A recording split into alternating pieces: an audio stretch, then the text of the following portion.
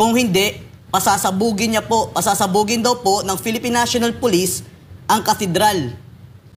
Ito po ay galing sa A1 source po namin. Hindi po namin sasabihin, pero binibigyan linaw po namin na ito po ang sinasabi ng Philippine National Police ngayon. 2 oras lang daw po ang binibigay bago po nila pasabugin ang compound kundi po ipapakita si Pastor.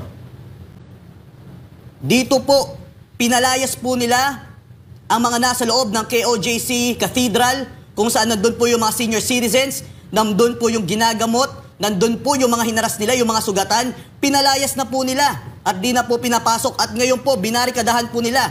At ngayon po patuloy po silang nagbibitbit ng kung ano-anong mga equipments o mga black boxes na hindi po nila ipinapakita o nire-reveal sa bawat miyembro ng KOJC at wala po silang karapatan ngayon.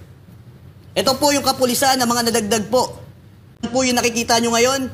Yan po yung mga nangyayari, iba't ibang mga tinatago po nila mga personalidad. Kagabi po yan naganap. Merong 5 individual na hindi kilala na pinoproteksyonan ng Philippine National Police. Sa mga kaibigan ko at pinakamamahal ko na mga members ng KOJC, lakasan ninyo ang kalooban ninyo, ang loob ninyo dito ngayon. Kasi maliwanag naman, no, from the very start, meron talagang sinusunod na ayenda itong mga PNP, si Abalos, si Torres, si Bongbong Marcos. At alam natin na ang utak na nasa likod nito ay ang United States of America. No?